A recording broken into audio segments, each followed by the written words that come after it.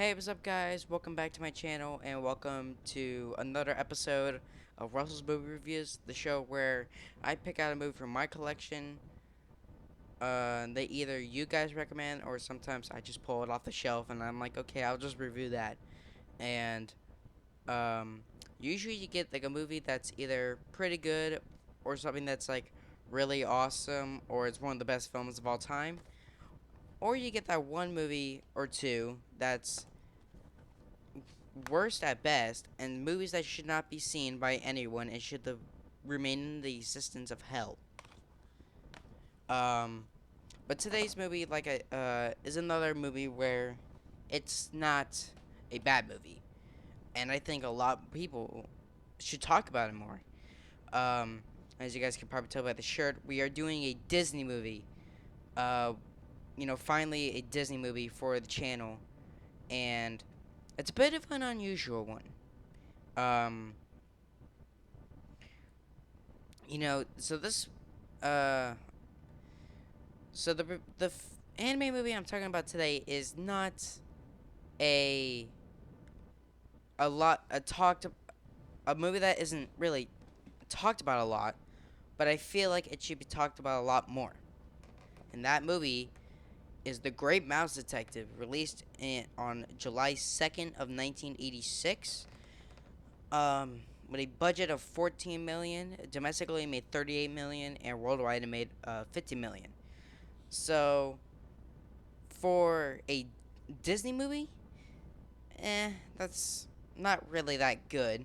But you gotta remember, this was in like kind of like the dry spell of Disney, where it was I think it's from it was I know it started in 1985, and I think it ended somewhere around 88, where Disney movies would either be moderate successes or straight up flops. Another movie that I can think of that came out actually before Great Mouse Detective was a massive bomb on release was the Black Cauldron, which was released, like I said, in 1985, and was a massive bomb on release. And actually, it wasn't released until like 2006, I believe, like the first time for it on DVD. Um, but Great Mouse Detective, it was a moderate success. It did pretty good money, and um, unlike Black Cauldron, it did get a kind of a wider release. It was released on like VHS and like DVD and of course Blu-ray. Um, which I gotta say before I start the review, Disney movies. I don't know what they do. I don't know what you guys do, but with like 2D animated movies from like the 80s and stuff, I don't know how you guys do it, but you guys are fantastic with your transfers to Blu-ray, because this film is looks beautiful on Blu-ray. Um, like I don't know how you guys do it, but somehow you do, and it's incredible that you guys are able to pull off such a beautiful transfers of your old catalog of movies, and you know do it like so good that like I'm surprised that like other animated movies don't get the same treatment. Like I believe I know for certain there was another movie called All Dogs Go to Heaven, and which I actually did mention in an earlier episode, if you guys may remember my review of Jaws the Revenge, when I was talking about the little girl in this movie who unfortunately did pass away. She did star in All Dogs Go to Heaven. Um, but it just really sucks that like so it was that film, and I believe An American Tail. They were released on Blu-ray, and both had horrible transfers. In terms of like the amount of grain in the movie, which I'm not gonna get into. If you want to look up like what grain is and how bad a movie is in terms of grain and stuff like that, there's plenty of videos out there. But um, those transfers were horrible. Like they had a whole bunch of grain, and Um, they just look terrible. Disney, on the other hand, they do fantastic. They like you can still see the grain, but it's very very light. Like you could see it, but it's not like, oh my god, this film should literally just be a white screen that I paid $5 for. Um, but I'm really sorry for going on this whole kind of thing about anime Disney Blu-rays, because they really do look fantastic. But enough of me jabbering. Let's get on to the plot. I can't believe it's been like 6 minutes and I haven't even gotten into like the actual movie itself. Um, so the actually this film was directed by, since this is obviously an anime movie, this is has a multiple direct like has multiple people working on this movie. Like every film does, but this one has anime movies have a lot of people working on them. Like thousands, like hundreds of animators, different directors. Blah blah blah blah. So yeah, multiple directors. Directing. How each scene's supposed to go, and you know I'm just surprised that like Disney is able to push out these films in like the early like in like the 70s and 80s. They were just like around the 80s. They was like pulling out like one film at least every year. Sometimes you get two. Like in like when this movie came out, there was another movie called Oliver Company. That's what it was. That movie also came out, I believe in, was it 86 or 87? It might have been also 86. I'm not sure. Um,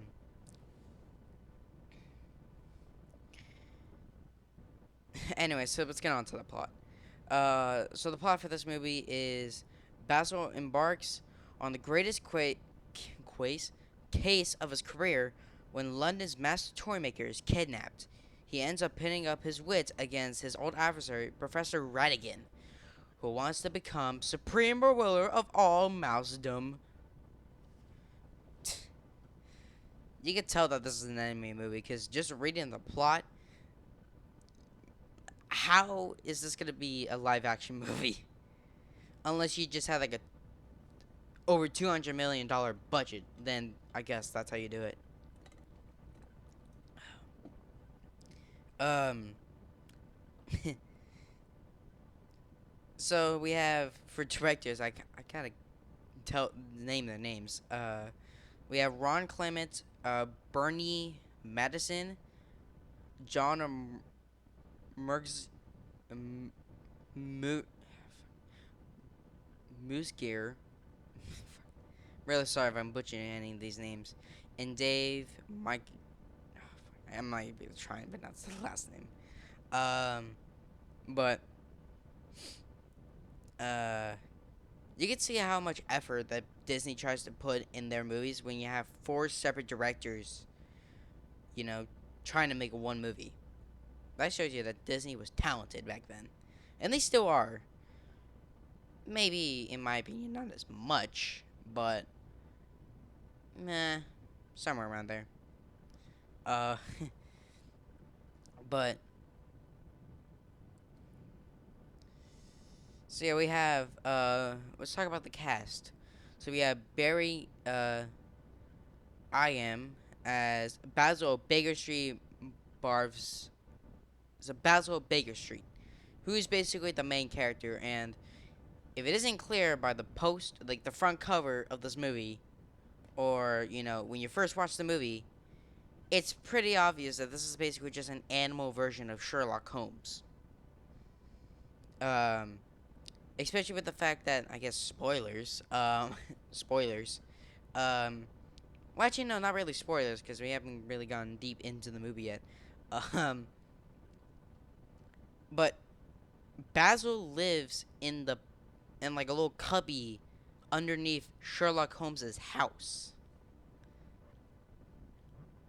So again, it's like we have the real Sherlock Holmes, and then we have I guess mouse Sherlock Holmes. Is he a mouse? I guess that would. Yeah, I would. It has to be a mouse. It's either a mouse or a rat. No, no, it would have to be a mouse. Are you only? I'm thinking about this now. It has to be. Basil has to be a mouse, cause Ratigan is a rat. Kind of makes sense. But yeah, he's the main star. He's the main, main character in the movie. And to be completely honest, when I was first watching this, which actually, wow, has it been like over a year since I've actually seen this movie for the first time? Hmm, surprising. Um, but the first time I watched this, like, um, the first scene that he's in, he's kind of a douche. He's like, oh, no, whatever. Um, trying to work on something, and he's like trying to make this like stuff that like doesn't explode, but it kind of just like poofs up, and he's like trying to do all this chemical stuff, and I guess that's kind of a ruse to kind of I don't know, honestly. This film is like the first scene is just like okay, and then we actually get like he is like, oh, nice to meet you all, and it's like, oh, okay, that makes sense. uh but I he's very likable in this movie. He's kind of like uh I imagine Basil Baker Street as if, what if Sherlock Holmes was like serious at times, but at other times he could be playful and kind of fun. Um, you know, how about that? Let's try and make that into a real thing, and that's what I see it as, and it kind of works. Ugh. Um, we have the fantastic Vincent Price as Professor Ratigan. Um, uh, he is he's one like I can't say it on this channel, but dang, he's just mean. Like he will go from one instance to singing a musical of all of his henchmen to feeding one of his like kind of friend, like one of his like kind of gang members to a cat just for just calling him a like not radigan but a rat. That's kind of messed up, Radigan. I mean, it's literally in your name. I don't know how. I don't know why you would get mad at that, but Radigan's basically a psychopath, and you kind of just want to root for him for Basil to kind of defeat him in the end, because he's just like, I mean, granted, if I can't believe I'm about to say this, if that guy, I'm just gonna say guy and ma'am, because trying to identify them as separate animals is way too hard. So if that guy wasn't drunk from like I don't know what that is, like lemonade or something, it's some kind of like punch drink. But if he wasn't drunk from that, he probably would have never said that. So just give us a couple hours, let him sober up a bit, and it's all good. But no, he says it one time. He just calls Radigan a rat one time, and all of a sudden Radigan just gets the bell and starts ringing it, and then that guy dead. That just kind of like I said, it makes you root for the good guy even more, because you're just like, wow, you're just kind of a douche. I mean, like if someone like said something mean to me and I looked at them and they were in that state, I'm like, I might overreact a bit, but like I'm not gonna go out and just feed them to like a dragon or something if that happens in the future. I'm not gonna go and like feed it off to like I'm not gonna kill him just because he said one thing to me. That shows you that Radigan is a psychopath. Um, we have trying to get off the Radigan subject. We have Val Betten as Dr. David Q. Dawson, who basically just becomes Basil's partner in this movie, and then eventually by the end he actually kind of just is like, it's kind of like the Sherlock Holmes and Sherlock and how you say, Watson. I'm, I keep on forgetting his last name, but it's like, you know Sherlock's sidekick. Now Basil has a sidekick now. Sidekick.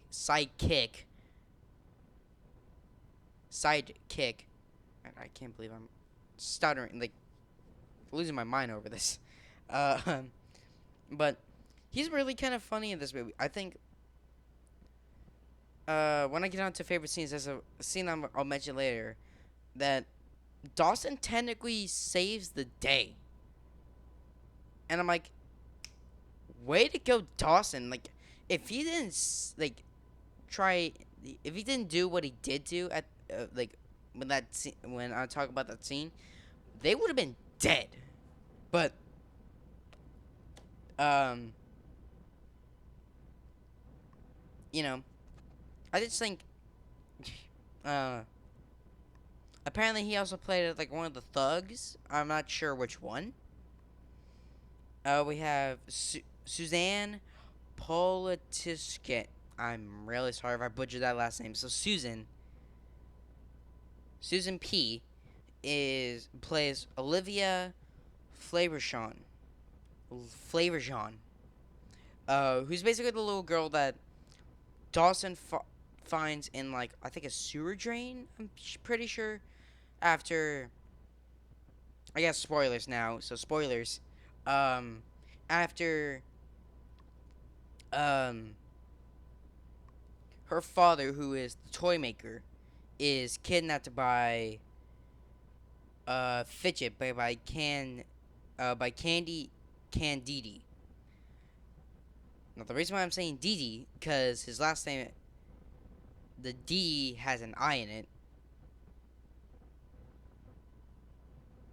So I'm gonna not get my video age restricted by saying the other word and saying Dido.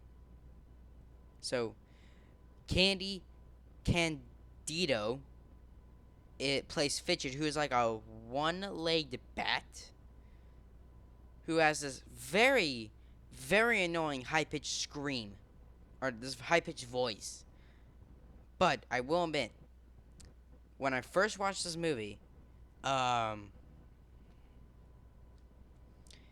scene at the beginning when when he comes to the toy maker's house, kind of workshop, breaks through the door, and all of a sudden you just hear that laugh.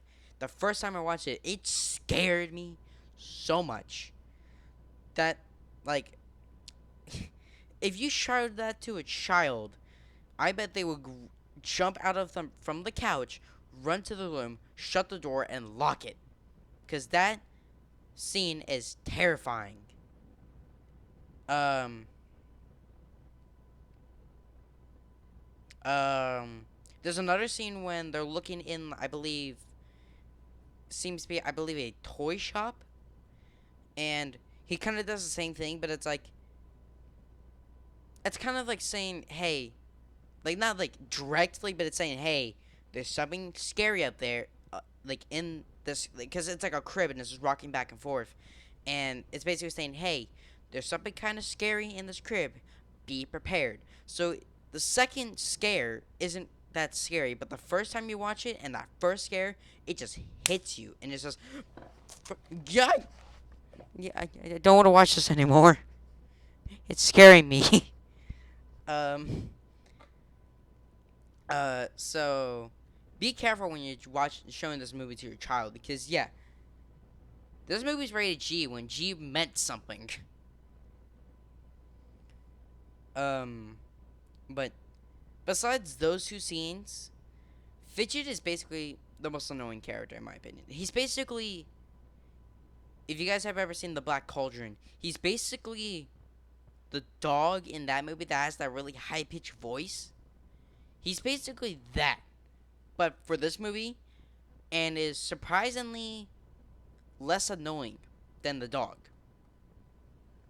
So, give it to Grey Mouse Detective for being less annoying than the Black Cauldron. Um, but uh, Olivia gets like captured like 3 or 4 times throughout the whole movie. It's just like, okay, whatever, just go on and let Basil save her and have her get captured again. Blah blah blah blah blah.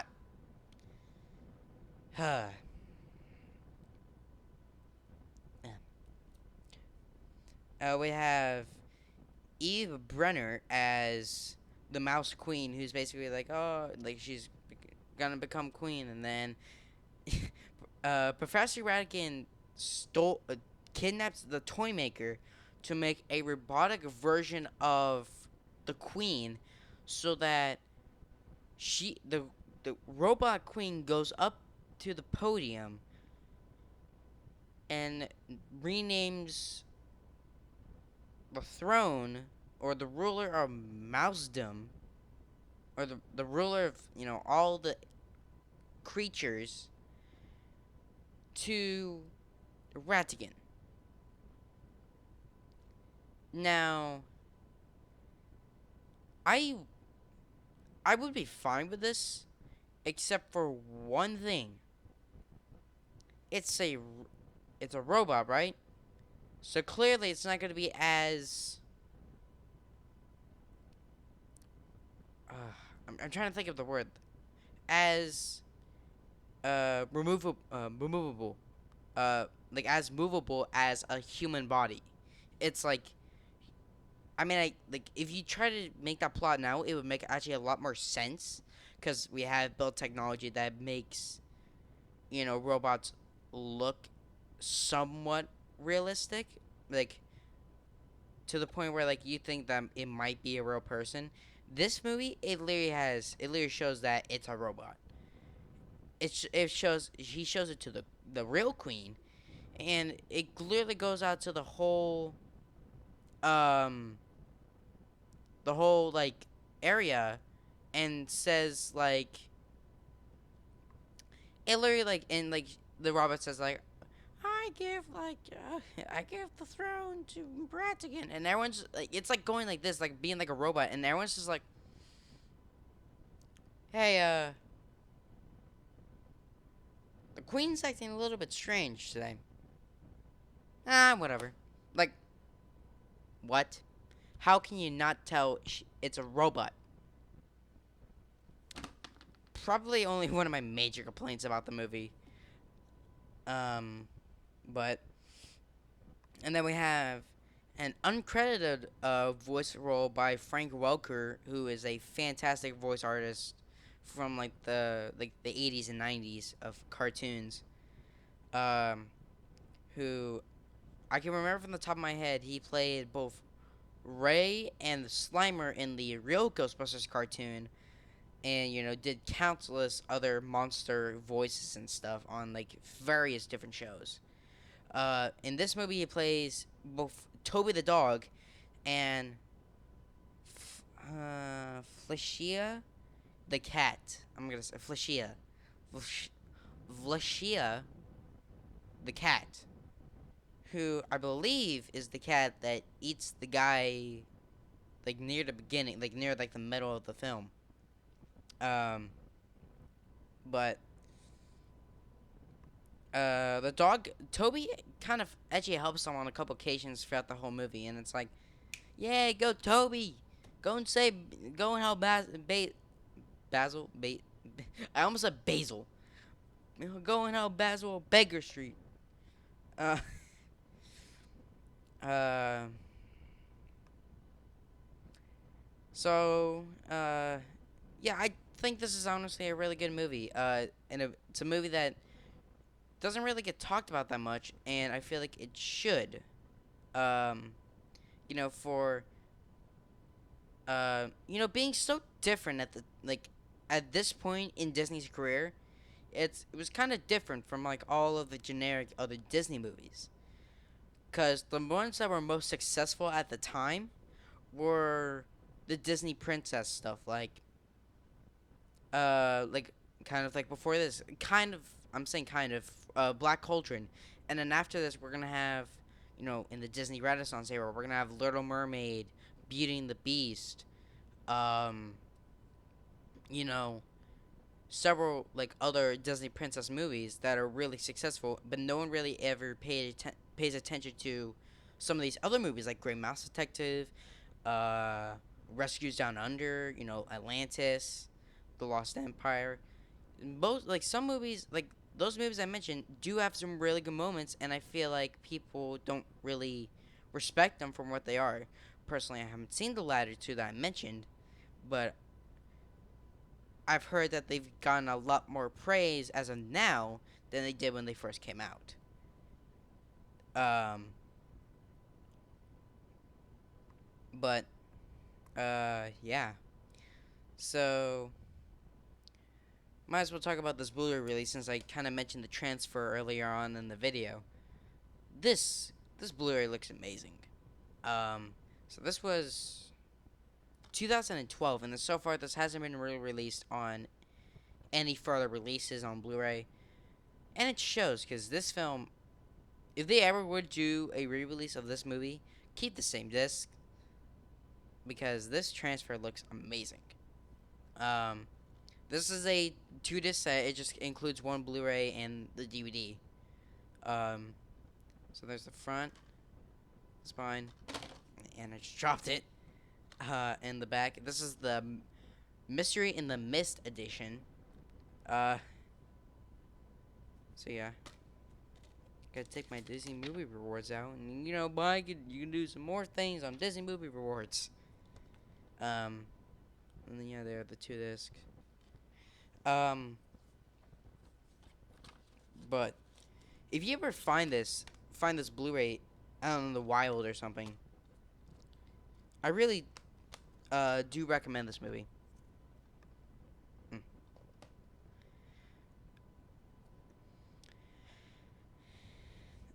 So I guess I might as well talk about my two fun facts about this movie.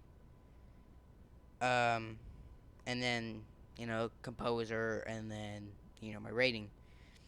So the first fun fact is that uh, did you know the clock tower fight scene at the end of the film is the first major use of computer animation in terms of the clock gears in a feature length animated film. So yeah, the final scene in the clock tower when uh Basil first faces off with Radigan, who has um Olivia captured in his arms. The gears in that, it's pretty obvious now, but at the time the gears looked amazing. Like this is a new kind of animation that we don't know, and it looks fantastic.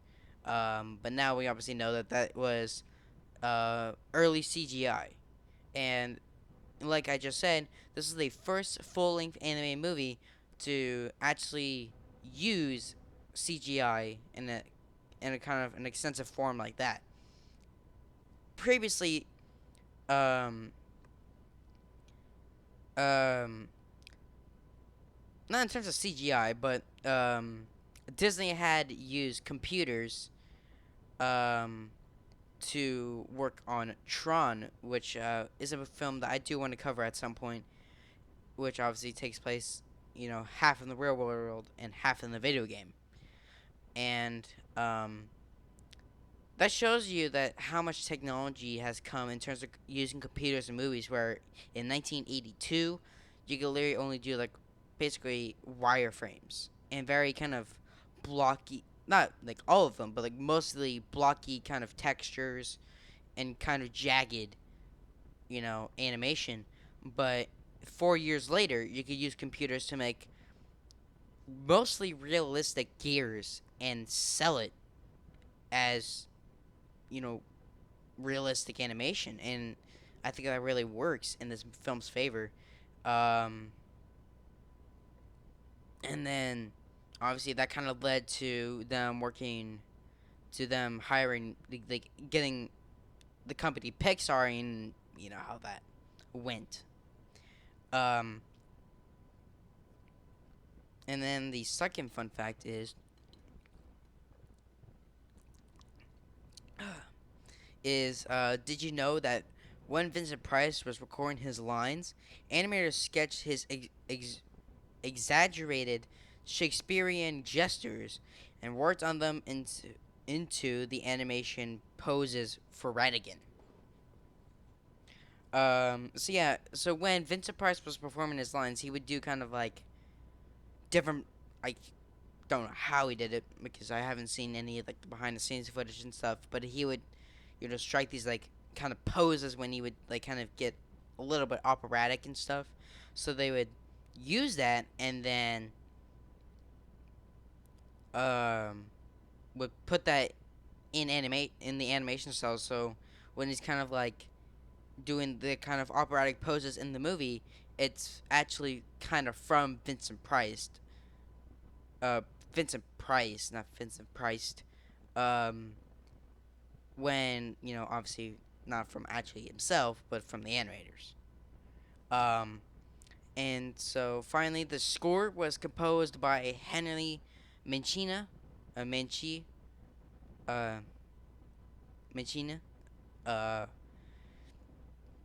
and it pulls off the kind of operatic, I don't know how to say it, kind of like the more suspenseful moments and then more the operatic moments. So it's a very good score. I don't know if it's actually been re-released ever since it first came out in like 86, 87.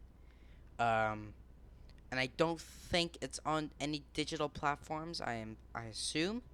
So if you want to try and hunt down the soundtrack for yourself, it's a very you're gonna have to cough up a lot of money for the soundtrack itself. Um, but yeah, if I haven't made it clear over the last 30 minutes I talked about this movie, I think this is a very underrated film that is probably one of my favorite anime movies of all time, and certainly one of my favorite Disney movies of all time, and that ain't changing anytime soon. So I'm gonna give this film a 7 out of 10. This film is a very good anime movie that I don't think, like I said earlier at the beginning of the video, isn't really talked about that much, but has gotten really a lot more attention as the years went on. Um, so yeah, guys, that was my review of The Great Mouse Detective. Hope you guys enjoyed this little my first animated movie for the channel. Stay tuned for tomorrow where I'm gonna be changing drastically from, you know, like a little kids anime movie that's only. Does this even say back here? I can check on the disc. Uh, that's only 74 minutes long. We're gonna change to a drastic change to a heist movie that's over 1 hour and 70 minutes long. So yeah, we're gonna be talking about the 1995 classic heist movie Heat, directed by Michael Mann and having an all-star cast including Al Pacino, Robert De Niro, and Val Kilmer. So stay tuned for tomorrow where I'm going to be talking about the 1995 classic Heat.